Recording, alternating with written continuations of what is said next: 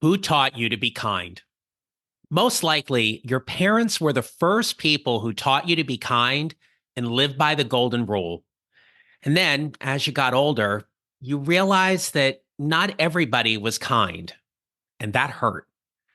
In our careers, being kind is a highly desired and often sought after character trait. But how can being kinder help you advance your career?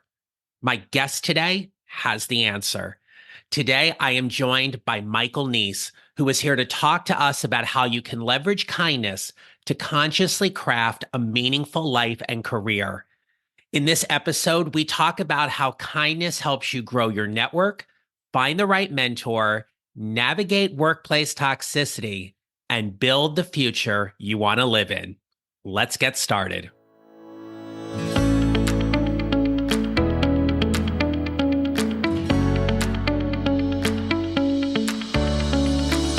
Hello, my friends.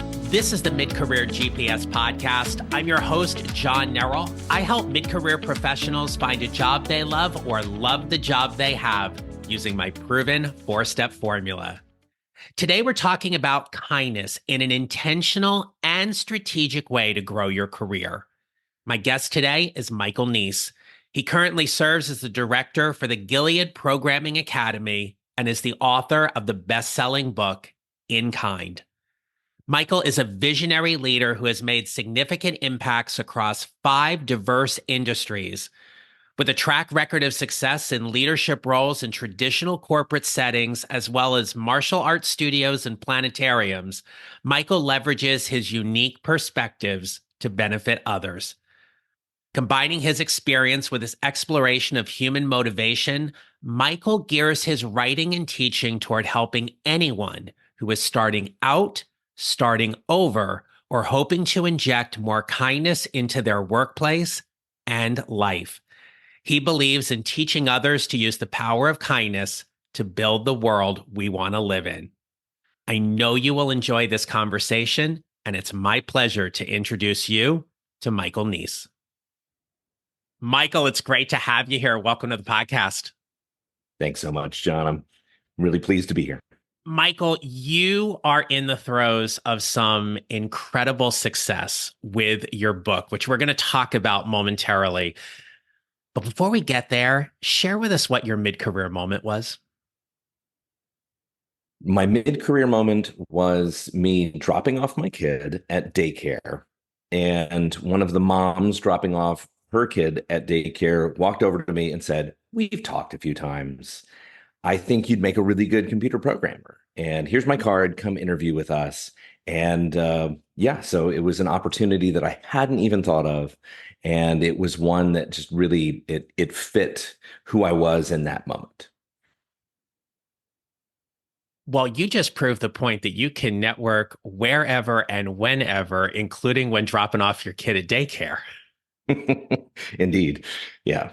Yeah. You never know where opportunity is going to come from. So, part of my philosophy is always be authentic and always be, kind to everybody around you. Not because you're trying to cultivate these things, but just because, you're spreading joy, you're spreading kindness, and you're connecting. Mm-hmm. So your book is called In Kind, Consciously Craft a Meaningful Life and Career. This whole topic of kindness resonates very strongly in this day and age, in everything that we're going through, both personally, professionally, politically, which we're not going to get into. But tell us a little bit more about where this idea of kindness has resonated so strongly for you and what led you to writing the book. Yeah, the topic has always been at the forefront of my mind, right? I was raised by really kind-hearted people who have great integrity. My mom and my dad raised me to believe in the golden rule and the silver rule, do unto others, do not do unto others, both of those big rules. And it was when I first started stepping into the professional world and started absolutely getting it wrong, that I was able to kind of triangulate and realize, oh my gosh, I'm not really leading with these values. The first challenging personality that I get I end up not being kind to them. And then it leads to great shame and very, really embarrassing moments, and makes me just feel horrible for years. And so, for my 50th birthday, my wife gave me a writing retreat. And I just thought about it and thought about it. I brainstormed, I wrote, and eventually in the rental car from the airport to the hotel where we were going to have this retreat, I started thinking, what's the book I wish I had? And what's the book I should be writing with all of the things I've been investigating? And it bubbled up. I've had moments where I've just gotten really curious about how to do all this stuff right.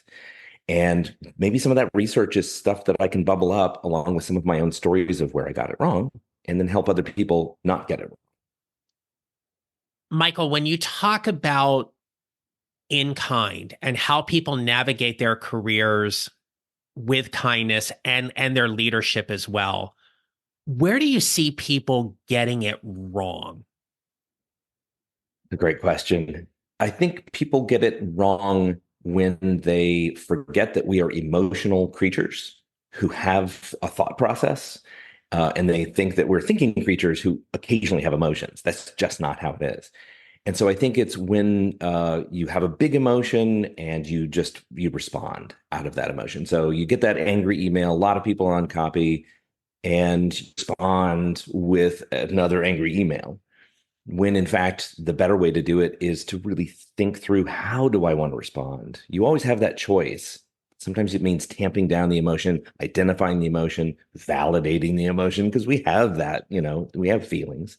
But then responding the way that you really feel you should be responding. Well, let's talk about where people can get it right. So as people are thinking about building their mid-career GPS, and traditionally, typically people who listen to this show, I often refer to them as they're very heart-centric leaders, right? They're very Yeah. empathetic individuals. They have big hearts. They want to do the right thing, but they're like, how can I leverage that a little bit more? So when you think about navigating your career and leadership in kind, how does that help them build a more robust network? I think it's a more authentic network. If people really know the true you and you are absolutely trying to live your values, then I think you have a better way of building that network. For instance, if you're having not a great day, you're feeling a little bit down, and you're able, if I seem a little off today, I apologize. That gives that moment of vulnerability and gives that recognition of our humanity, and makes it possible for the other person to now respond to you in ways that make more sense. So yeah, I think it's easy to build a better network when people really know who you actually are, and not that you're hiding things deliberately from them. Right before we recorded today, I had a call with a colleague of mine, and we've been in each other's network now for, I want to say, probably 2 or 3 years. We typically meet over Zoom. And she messaged me a half hour before the call and she said, "Can we move this to the phone?" I was like, "Yeah, absolutely." Right. And there was a particular reason for it and everything. And I was like, sometimes the phone is just refreshing. We don't have to be on camera the whole time. And one of the things she said to me was, she goes, "I knew you wouldn't mind, but I just had to ask." And I was like, "Yeah, it's fine." I mean, that's how we, to your point, just authentically know the boundaries and the constraints of the relationship in terms of what we can or we can't do. And the fact that she felt comfortable enough to ask was an easy way to say yes, right? And we just got on the call, had a great call, extended our networks a little bit, move on to the next thing, kind of a thing. So I like how you reinforce this notion of authenticity and how we build those relationships. Because if we can't show up as ourselves, everything's a facade. Absolutely. And I think knowing yourself is a big piece of it. Being able to be self-reflective and make those decisions. I know you talk about this on your podcast all the time. It's trying to understand who you really are, and do you fit the current moment and the current role in the current industry. And I think it's that reflective knowledge that gives you the ability to be kinder over time as well. The more I know about myself, the more I understand my own limiting beliefs, for instance, the more I understand how I interact with certain different types of people, the better I can be at reaching those different kinds of people. If I haven't thought about it and I just, kind of wing it, which is what I did in my early career. Winging it can work sometimes, but it's just not reliable. And that's what I want to give to people is that sense of there are great wingness. There are ways of safeguarding yourself so you don't get it wrong. We all kind of wing it in the beginning. We get out of college, we just want a job, you know. I'll wing it, Yeah, I'll wing it till I get that point, and then we'll figure those kind of things out. Well, Michael, right. to your point about finding that fit, one of the things we're seeing, especially as we're starting off 2024, is people are looking for more support. Mm. And especially when they think about support in the workplace, whether it be that trusted colleague, which is obviously very important, people are looking for more. They might be looking for a mentor, a sponsor, some kind of inside support that's going to help accelerate their career. You've got some great tips for helping people find the right mentor in kind. Would you share that with us, please? Oh, absolutely. Yeah. In the book, and even online at my website, there's a free resource. There are ways of evaluating people who are already in your network to see if you want to have them be part of your core network. There's also an evaluative tool that helps you determine, is anybody in my network a potential great mentor? I think mentors are all around us. There are so many people who want to see younger people who are earlier in their careers flourish and learn the trade and feel really good about leaving behind a legacy of these people that they've taught and that they've helped craft into, great and effective, colleagues. And so, yeah, there are great ways of identifying, is this a person that I can be vulnerable with? Is this person going to offer me feedback or questions or a combination? Are they going to be offering me judgment? Or are they going to be saying, let's take apart what you did and think about how would you do it a different way, the next time you come across this situation?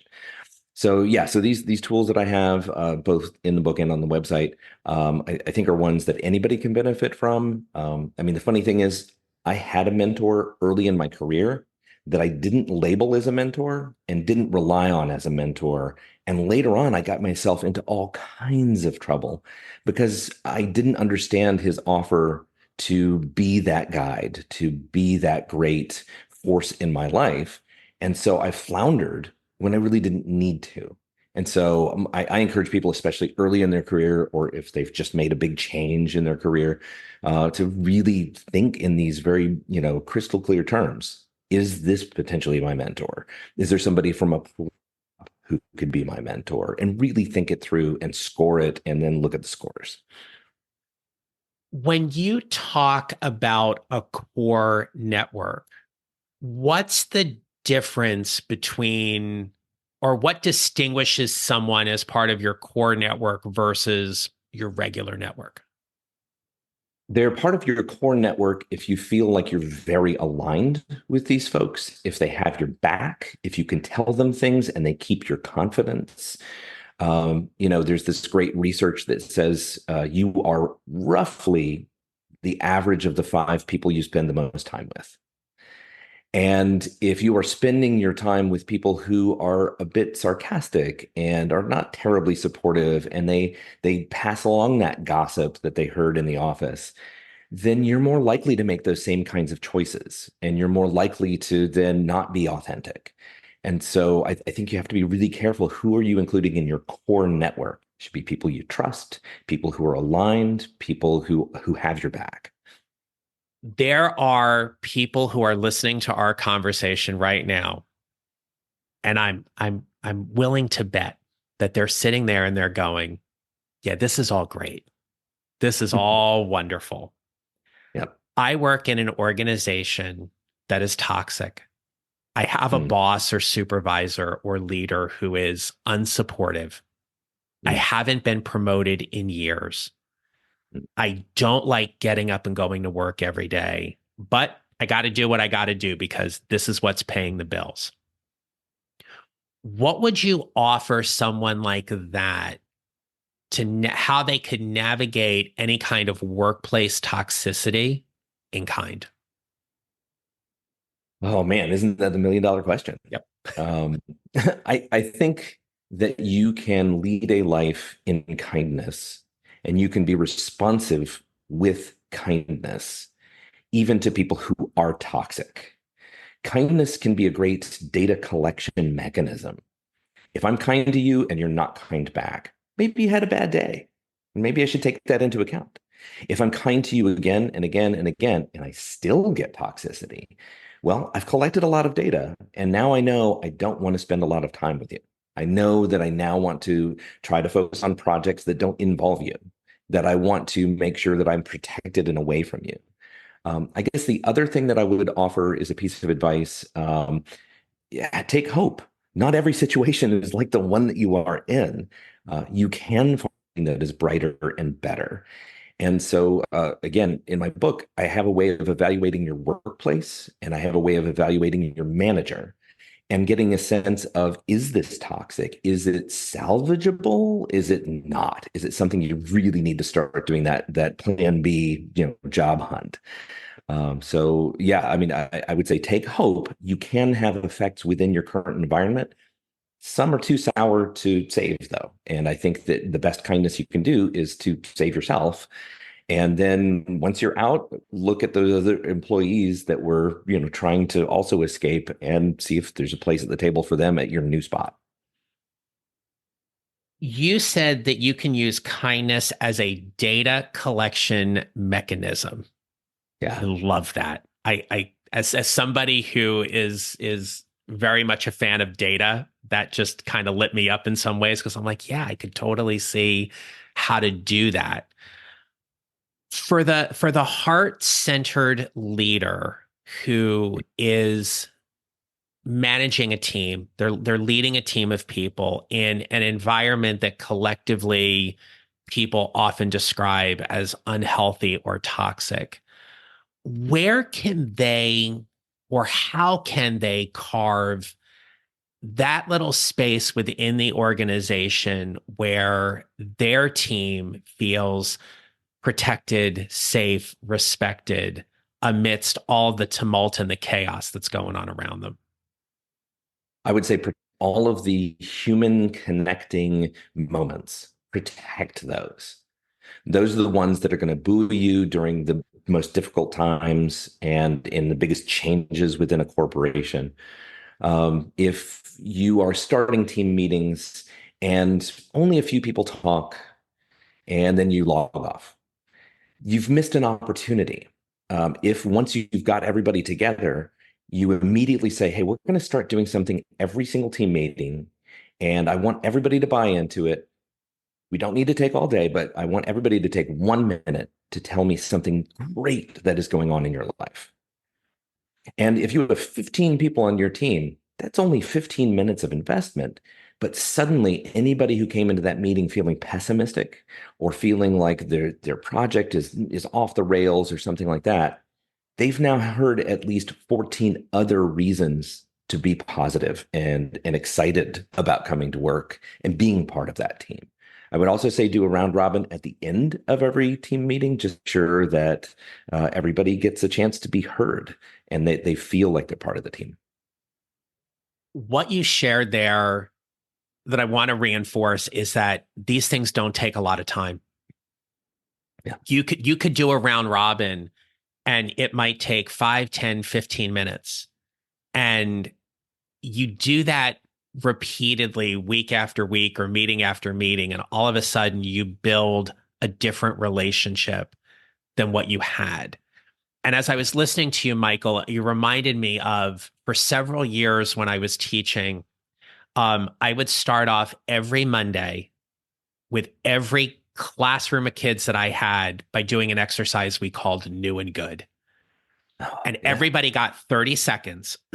and they had to go around. We went around the room and they had to share something new or good that happened to them since the last time we saw each other. So Wow. when you're working with 11 to 14-year-olds, right, it might be, oh, we went to the movies, or, my favorite team won this weekend, or, we visited, like whatever it might be, there was something. But it was, and I did this with a room full of 30 kids. Wow. Okay. Yeah. So you took that 15 minutes and we would do it every Monday. And like they would come in on Monday, be like, hey, Mr. Nerrill, are we going to do new and good? Like, of course we're going to do new and good. And everybody got to know each other a little bit more. And it was one of the biggest takeaways from it was that like, that doesn't have to take a lot of time, but there's exponential results from it. And you say exponential results. I think that's maybe even underselling it. It is. I mean, think about it this way. We spend about 90,000 hours of our life at work. Mm. We'd really better connect with the people who are there. Otherwise, it's a lost opportunity to experience our own humanity and to connect with other people. I mean, if your favorite moments in your life are the ones where you connected with your parent, with your, with a relative, with a teacher, with a spouse, if those are your favorite moments, and then you go to work and say, nope, just gonna cut it and have a very distinct line. These are colleagues. I don't care about them. I just do my work and keep my head down. You're missing out on potential new favorite moments. You're missing out on the fact that you're all working towards some bigger mission, right? You're all working in the same place. So theoretically, you believe in the mission of the company. Gosh, I hope so. If that's the case, don't you want to be working and talking and knowing these people who are alongside you, trying to do this good work? You probably have a lot in common. Why not bond over that? Absolutely. Yeah. And potentially learn something about someone you never knew that allows you to connect in a whole different way. Yeah. I mean, I can't tell you the number of team meetings where somebody mentioned, oh, and my garden is doing pretty well. And somebody else would say, oh my gosh, I have a garden too. I didn't know you did that. And then they would have little side conversations going on. Yeah. I mean, it could be something nerdy. It could be something that's just a cool hobby. But finding these other connections just makes it feel real and worthwhile. Hey there, we'll get back to the episode in a moment, but I want to give you something game changing, a golden ticket that is like having a roadmap to take you from career confusion to clarity in minutes. Introducing the Mid-Career Job Seekers Checklist. It is your secret weapon in your job search. And if you feel like navigating your job search right now is like navigating a maze blindfolded, don't worry, my friend, I got your back. This checklist is a powerhouse of organization and preparation, crafted to make you say goodbye to feeling overwhelmed and hello to a career transition made easy. I want you to head on over to johnnerrill.com to snag your free copy of the Mid-Career Job Seekers Checklist. It's not just a checklist, it is a career compass to help you find that job you're going to love. Now, let's dive back into the episode. What's one strategy you would give our listeners today that they can use kindness to help them build the future they want to live in or find that dream job they want? Gosh. Um, so the whole concept of in kind is that typically that phrase means that if you've paid me with something, I pay you back with the same kind of thing. And I'm rebranding it so that in kind really means paying you back with the kind of thing I can think of in that moment. I think just by being really mindful with every interaction that you have energy for, I think that opens up opportunities for you to build that dream job, to find those opportunities. I mean, if somebody's talking to you all the time and they're like, God, he always puts a smile on my face. Every time I talk to him, he's got something good to say. There's something inspirational about John. The next time they're alone in a room filled with executives, your name is going to come up and they're going to say, oh, yeah, me too. He's great. So don't underestimate just that positivity that you bring and how far that can, send ripples out across your entire network. So yeah, I would say just live in those small moments. Let me also just go on a tiny tangent here and say those moments are more possible if you are taking care of yourself. If your own battery is really low because you're just stretching yourself, you're burning the candle at both ends, you're staying up too late, you're giving too much of yourself, it's going to be really hard to be kind. It's going to be hard to be authentic. You're just going to try to pass through the moment and say, I just got to get through this. So stay hydrated, go for a walk, share those moments with a spouse or a friend on the phone for just 5 minutes, get yourself recharged, and then step back in the stream. I love that. Well, Michael, as we start wrapping up here, there may be something you want to reinforce or something you didn't get to share today. So, what advice would you give someone to help them build their mid-career GPS? I would say that first of all, you have to listen to John's podcast. It's amazing. So that's really helpful. Another really big thing is to think in terms of I cannot hit a target that I cannot see. It's impossible to hit a target if there isn't a target there. So you have to have some sort of visualization of where am I heading, right? You need to really reflect on what do you want your life to be like? And so maybe you do that activity of thinking it's my 80th birthday, people are toasting me. What are they talking about? What are they saying that I did? Maybe that's where your inspiration comes from. Maybe you make a storyboard. I don't know, some sort of a visual representation of where you want to be. But I would say you can only hit that target if you actually create that target. For me, it's Star Trek. I think Star Trek is really cool. They show how everybody deserves a seat at the table. It doesn't matter what you look like, where you're from, what your gender is, what your gender preference is. It doesn't matter where you were born, what language you speak. You're going to be honored if you are curious, if you are hardworking, if you're kind. And so for me, I always think, well, what would it be like if we had that as our future? How do I build that? How do I keep moving in that direction? So have a really good envisioning of your future. And I think that helps you get where you want to go. Michael, thank you for all of that. You have shared so much value in this episode to really help people just kind of navigate the daily grind with greater joy and greater kindness. My friend, I want to turn the mic over to you right now. Please tell us all of the great things and places where people can find you and connect with you, and especially where they can get your book. Thank you for that, John. Yeah, the website that's easiest to remember is inkindbook.com. Also, the company that is publishing it, which is my company, is ourfutureiskind.com. You can also find me on LinkedIn. There are other famous Michael Neeces, so just look for the one that's talking about what I talk about. And yeah, there are lots of resources that are on the website that are absolutely free. But if people want to, schedule some time with me on the phone or want to reach out and ask a question, want to, sign up for the newsletter, they can do that as well. I will make sure all of that is in the show notes. And I'd be remiss if I didn't ask you, how many number one categories have you currently hit on Amazon as a bestseller so far? So far, it's been two with the ebook, and then with the ebook and the paperback, it is, I think, 9 out of the top 20 categories of top new releases and bestsellers. So I'm a little stunned by how well this is going. Well, congratulations. You've done so much incredible work, not just on the book and getting it out there, but all of the promotion and everything leading up to it. And as I've been following, it's just great to see it still sitting up there in the top ranks of those various categories. So continued good luck and success with the book. Michael, your book is called Consciously Craft a Meaningful Life and Career in Kind. My friend, thank you so much for being a guest on the Mid-Career GPS podcast. Thanks for having me here, John. This was a delight. Same. Well, my friends, if there's one takeaway I want to offer you about my conversation with Michael Neece today, it's this.